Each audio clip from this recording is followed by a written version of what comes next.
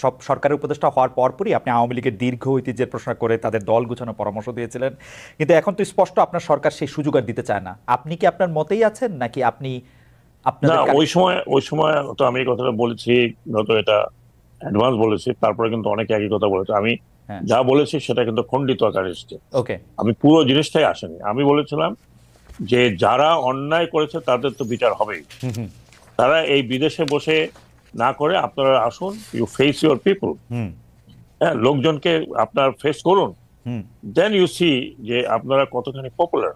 ওকে, আর যারা অন্যায় করেনি, যারা কোনো অন্যায়ের মধ্যে ছিল না, যারা হয়তো ডেডিকেটেড ছিল, তারা যদি মাঠে থাকে তাহলে তো কোনো অসুবিধা নেই। এই ব্যাপারে 2018 সালে আমার আমার আমাদের আমার আমার কোনো সন্দেহ নাই, বা বাংলাদেশের মানুষজন হয়তো এই সন্দেহটা করে না যে আপনি আওয়ামী লীগের কোনো পারপাস সার্ভ করতেছেন।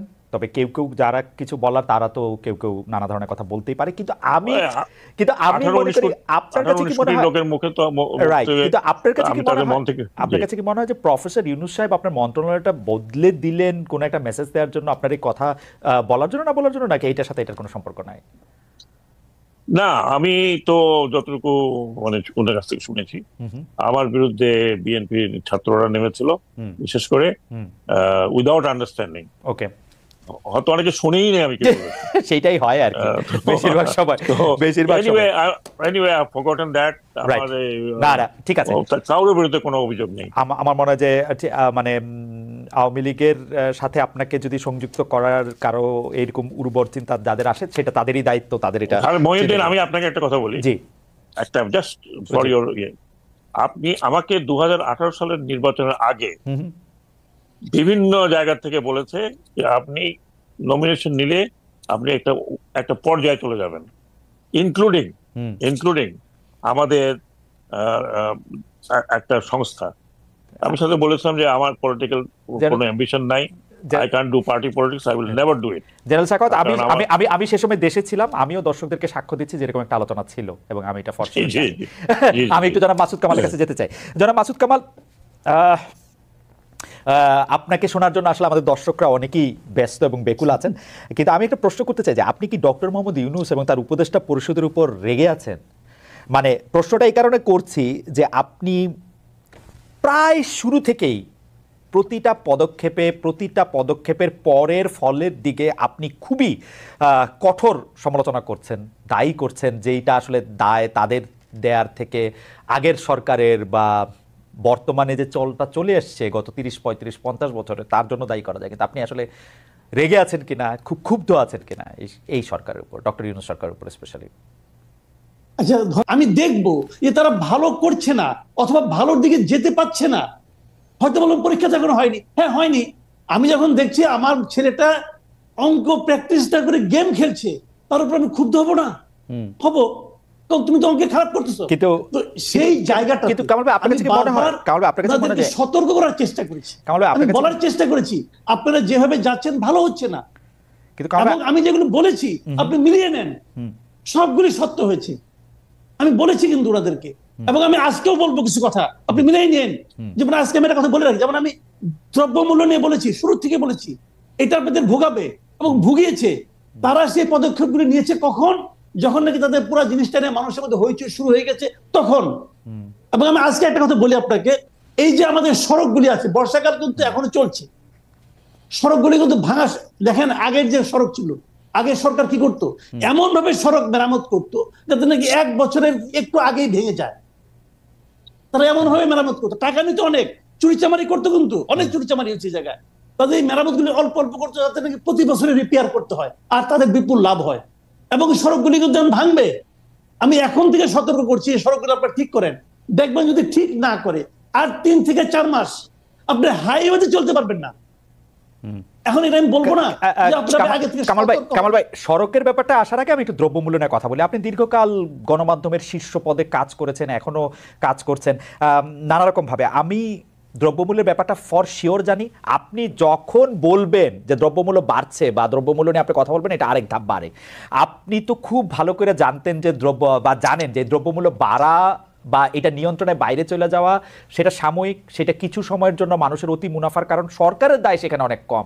কিন্তু আপনি সবচেয়ে বেশি দ্রব্যমূল্যটা নিয়ে যদি বলি, আপনি সরকারকে এত বেশি ব্যর্থ কেন বা সরকারের ব্যর্থতাটা কেন আপনি এত বেশি দেখেছেন? আচ্ছা, দ্রব্যমূল্য বাড়লে আমি কার ব্যর্থতা বলবো? এটা তো দ্রব্যমূল্য পাল্টা প্রশ্ন করলাম, এটা কি আমার ব্যর্থতা? আর আপনার ব্যর্থতা? এটা কার ব্যর্থতা? বাজার তো চাহিদা, দ্রব্যমূল্য বাড়লে এটা কার ব্যর্থতা? আচ্ছা, দ্রব্যমূল্য বেড়ে গেল, বেড়ে গেল কি কারণে বাড়লো? সেগুলি না হয় আপনি যদি খুব শার্প হন, আমি যদি খুবই শার্প হই, আমি যদি খুব কানেক্টেড থাকি, আমি হয়তো আইডেন্টিফাই করতে পারবো যে ওর কারণে বাড়ছে। এর চেয়ে বেশি কিছু করার ক্ষমতা আমার আছে? এটা কার করতে হবে? সরকারকে তো করতে হবে। সরকার যেমন একজন যে চেয়ার দেখেন, এই ব্রিগেডিয়ার সাখাওয়াত হোসেন, উনি এখন যে একটা জায়গায় চেয়ারে বসেছেন, এর আগে কিন্তু ওখানে ছিলেন না। যখন উনি না ছিলেন তখন ওনার কাছে কি গভর্নমেন্ট যে অ্যাপারেটাস গুলো ছিল না, তখন উনি হাজার বললেও কিছু হতো না। কিন্তু যেই মাত্র উনি যে চেয়ারে বসলেন তখন কিন্তু সরকারের সমস্ত ইনস্ট্রুমেন্ট গুলো উনার হাতিয়ারে পরিণত হলো। এখন উনার দায়িত্বটা কি? হাতিয়ার গুলো জায়গা মতো ব্যবহার করা। যদি ব্যবহার কেউ না করে আর যদি বলে যে আমি লিগেসি নিয়ে আসতেছি, আওয়ামী লীগ আমলে হয়েছিল, আমি কি করব, তাহলে বুঝতে হবে কি যে উনি ওই হাতিয়ারগুলো হয়তো দেখতে পাননি অথবা ওই হাতিয়ারগুলো ব্যবহার করতে জানেন না।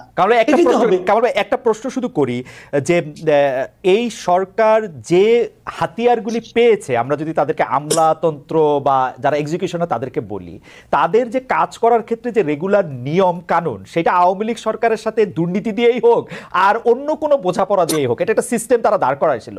এখন এই সরকার আইসা তো সেই হাতিয়ারগুলি ব্যবহার করতেছে, যেটা নানাভাবে দুর্নীতির মরিচা পড়া, অন্যায়ের ঝামা দিয়ে ভোতা হয়ে যাওয়া, সেগুলি তারা কিভাবে আর ব্যবহার করবে? মানে আমি জানতে চাইতেছি আসলে, মানে এটা আমি আপনাকে বলি যে সেগুলি তারা ব্যবহার করছে কেন?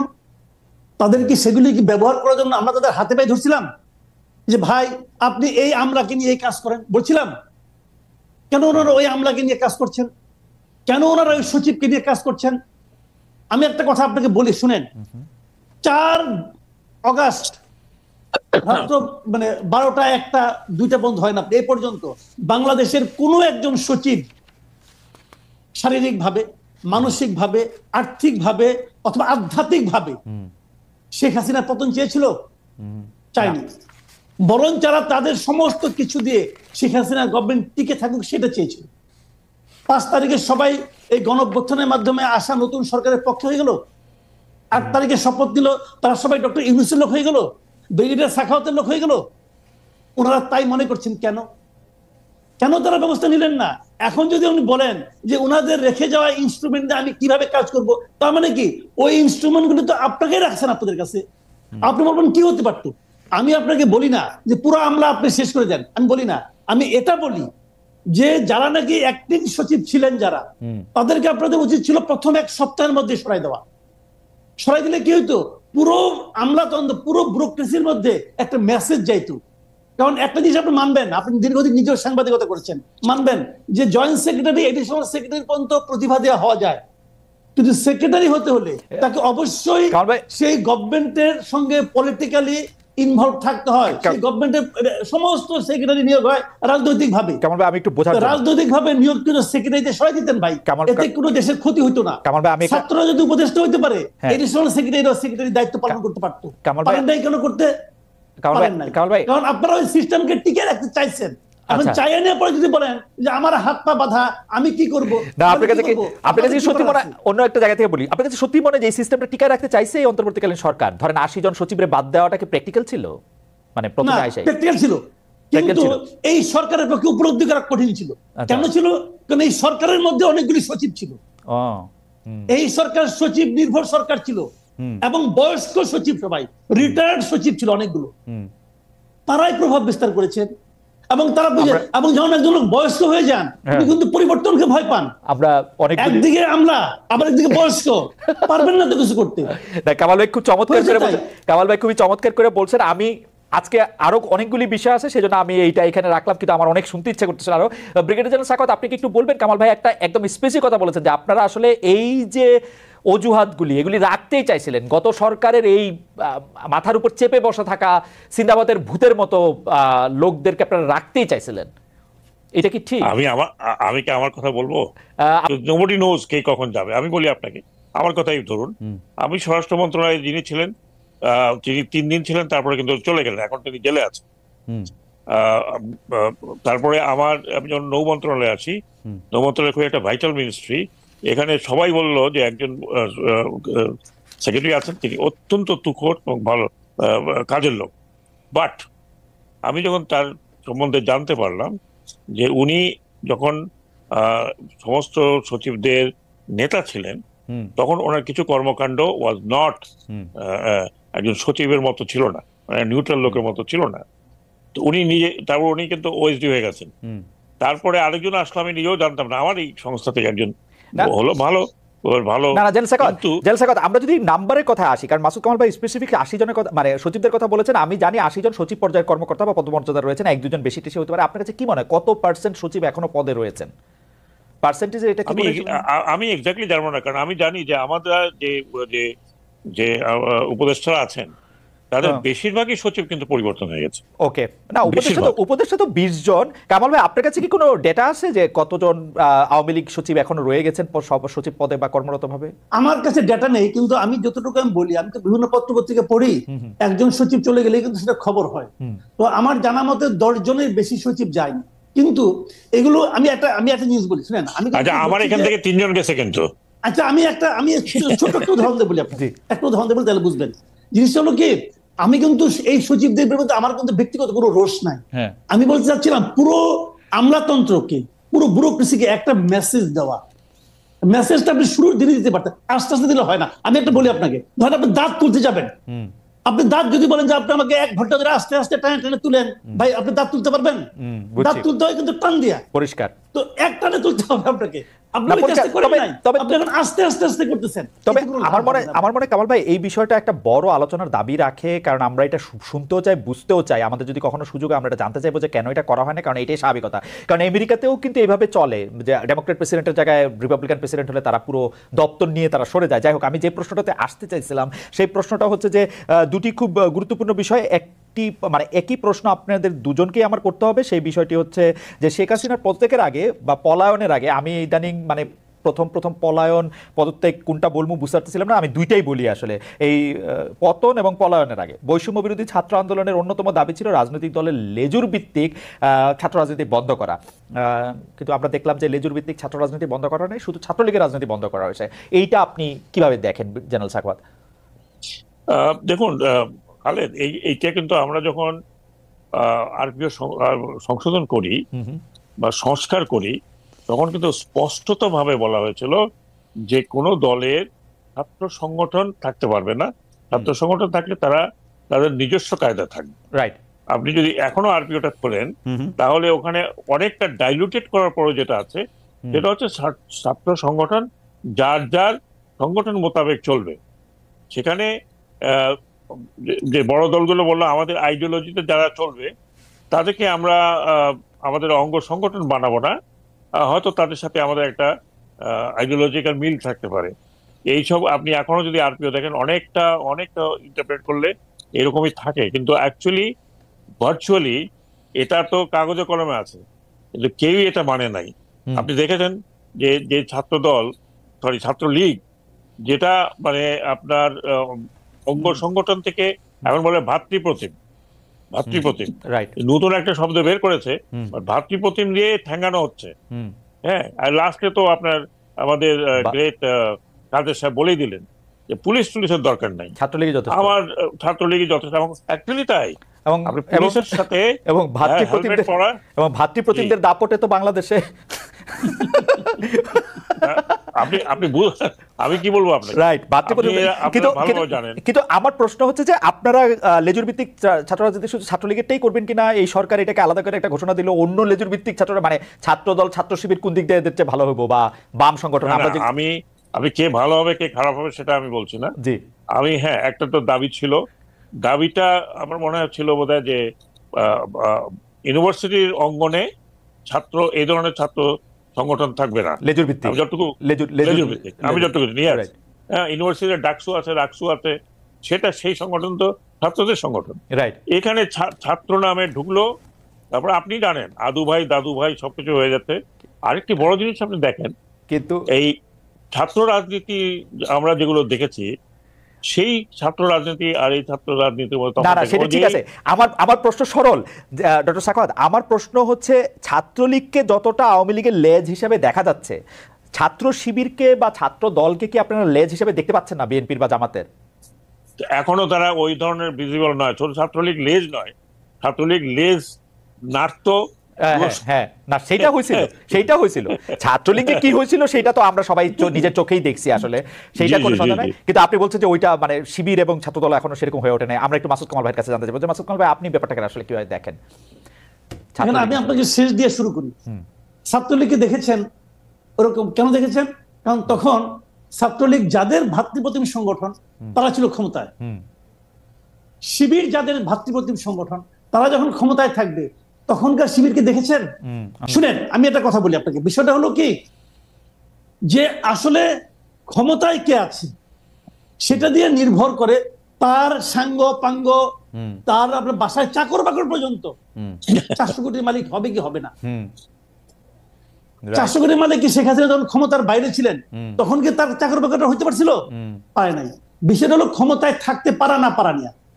আজকে ধরেন আজকে ক্ষমতা একটা খালি আমার ফেভারিট গল্পটা একটু বলি, ক্ষমতায় থাকাটা কিরকম। আমি শুধু ছাত্রলীগের সভাপতিকে জিজ্ঞেস করছিলাম যে আপনি যে গাড়িটা চড়েন সেইটার নাম্বার টুম্বার এমন, এটা এমন কেন? ও মাই গড, এইটার যে কি সাংঘাতিক প্রশ্ন এটা হয়ে গেছিল। আসলে কারণটা কি? অন্তর্নিহিত কারণ হলো দুটো। একটা হলো যে আপনার মনে আছে কিনা জানি না, আপনি দেখবেন এক সময় বিএনপির লোকজনরা বলতো যখন নাকি বিএনপির নেতৃবৃন্দকে, বিএনপির পলিটিশিয়ানদেরকে আওয়ামী লীগ নানা ভাবে তুচ্ছ তাচ্ছিল্য করতো না, তখন বিএনপির লোকজনরা বলতো কিন্তু যে পুলিশ রাইখা আসেন, পুলিশ রাইখা আসেন, তখন দেখবো কার কতটা পাওয়ার আছে। এই যে পুলিশ রাইখা আসেন, এটা হলো কি আপনার বেসিক পয়েন্ট। ক্ষমতায় থাকে তাদের সাঙ্গ পাঙ্গ লেজ বা অন্য যে নামে আমরা ডাকি না কেন, তারা আসলে আমাদের একটি পুরনো প্রবাদ আছে যে মেরার জোরে, মেরা বা খুঁটির জোরে আসলে ভেড়া নাচে। এটা হলো জাস্ট ক্ষমতার কথা। আমি একটা ছোট্ট এক্সাম্পল দিয়ে বলি। আজকে দেখেন বৈষম্য বিরোধী ছাত্র আন্দোলনের ব্যানারে যারা কাজ করতেছে তারা যাচ্ছে এবং তারা রাষ্ট্রপতির বাসভবন পর্যন্ত যাচ্ছে, আন্দোলন করতেছে। আচ্ছা এই কাজটাই ছাত্রলীগের কথা বাদ দেন, আমি ছাত্রলীগ বলতে চাচ্ছি না, ছাত্র দল করতে পারবে? পারবে আজকে? ছাত্র দল এরকম একটা মিছিল করতে পারবে আজকে? পারবে না। কেন পারবে না? ছাত্র শিবির পারবে। এই সরকার তো ছাত্র শিবিরকে বেশি ভালোবাসে। হ্যাঁ, শিবির পারবে, হ্যাঁ, কারণ এই সরকার শিবিরকে বেশি, জেনারেল সাখাওয়াত সাহেব, জেনারেল সাখাওয়াত শিবিরকে বেশি ভালোবাসে এখন। ছাত্র জানি না, কিন্তু ছাত্র দল যে পারবে না এটা আমি পারবে না কারণে। ডক্টর হোসেন আমি আসছি আপনার কাছে আসছি। জি জি, না এটা বলতে চাইছিলেন। জি জেনারেল সাখাওয়াত। না, যেটা আমি বলছিলাম যে এগুলো কোনো পার্টিকুলার ছাত্র দলের জন্য, মানে ছাত্র সংগঠনের ব্যাপার না। যেটা করা হয়েছিল সেটা কিন্তু সবার জন্য করা হয়েছিল, সবার জন্য করা হয়েছিল। কিন্তু ওই সময় পার্লামেন্টে মেজরিটি ছিল আওয়ামী লীগ।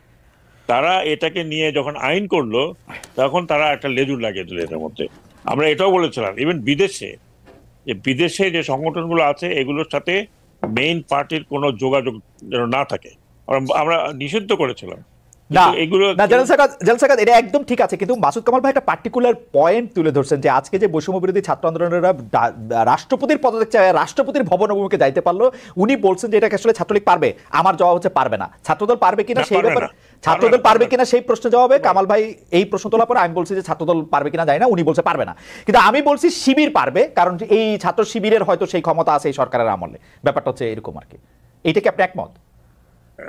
আমি মোটেও একমত না, কারণ আমি অন্তত এরকম কোনো সাইন এন্ড সিম্পটম দেখিনি যে এই সরকার একটা পার্টিকুলার কোনো দলের সাথে বা দলের প্রতি আপনার দুর্বল। এখন এটা যদি আপনারা বাইরের থেকে মনে করেন যে এনিথিং গোয়িং এখন কিন্তু জেনারেল সাখাওয়াত আমি আর মাসুদ আমি শেষ করি। পূর্বতন সরকারের আনডিড গুলো যখন মানে আনডু করার প্রশ্ন আসে তখন কারো না কারোর সাথে মিলবে। আমি যেমন বলি আপনাকে, আমি যখন টক সাথে কথা বলতাম তখন আমি প্রায় শুনতাম যে আমি একটা পার্টিকুলার দলের দিকে ঝুঁকে গেছি, কারণ আমি যে কথাগুলো বলতাম সেগুলো হয়তো কোনো একটা পার্টিকুলার দলের পক্ষে যায়, যে তারা যেভাবে চাইছে নির্বাচন হওয়া আমিও ঠিক সেভাবে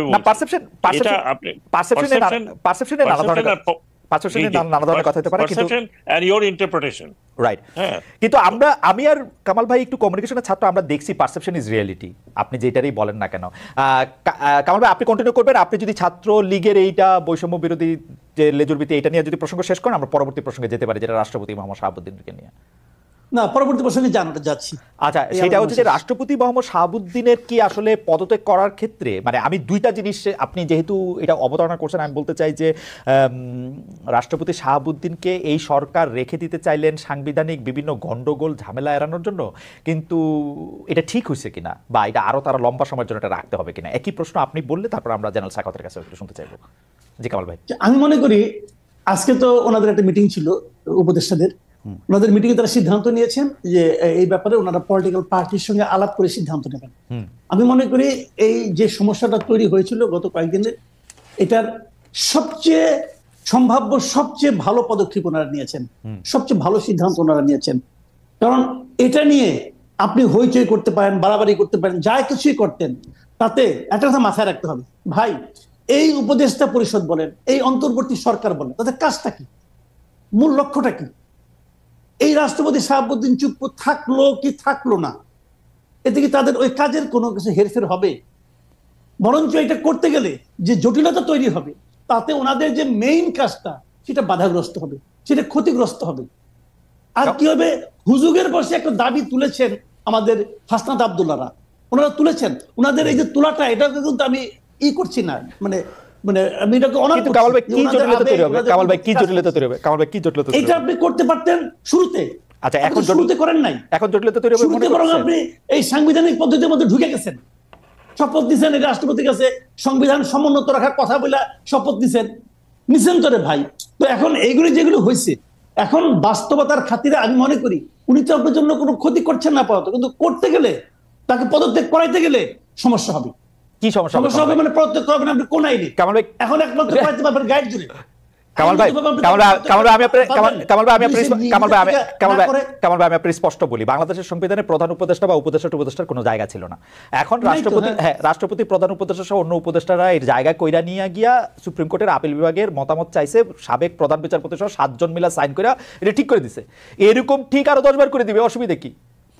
এটা তো প্রধান বিচারপতি এখন আসেন, একজন প্রধান বিচারপতির অধীনে আরেকজন রাষ্ট্রপতি হিসেবে শপথ নেবেন, রাষ্ট্রপতি পদত্যাগ করবেন, কি আর হবে? এবং কোন আর সংবিধান হবেন আর কি হবে? মানুষের কাছে হাসি। সারা দুনিয়া তো দেখতেছে না, শুনেন, সারা দুনিয়া এখন দেখতেছে। আমি আর কথা বলি, একটা সময় এমন ছিল আপনি যা করতেন সেটাই বৈধ হইতো। ওইটা প্রথম 7 দিন কেউ দেখতো না, কিন্তু 2.5 মাস পরে এসে যখন আপনি এটা করতে যাবেন, ওই কাদামাটি যখন থাকে না, যে শেপ দিবেন সেই শেপই হবে, কিন্তু এর মধ্যে মাটি অনেক শুকায় গেছে। না ঠিক আছে, 2.5 মাস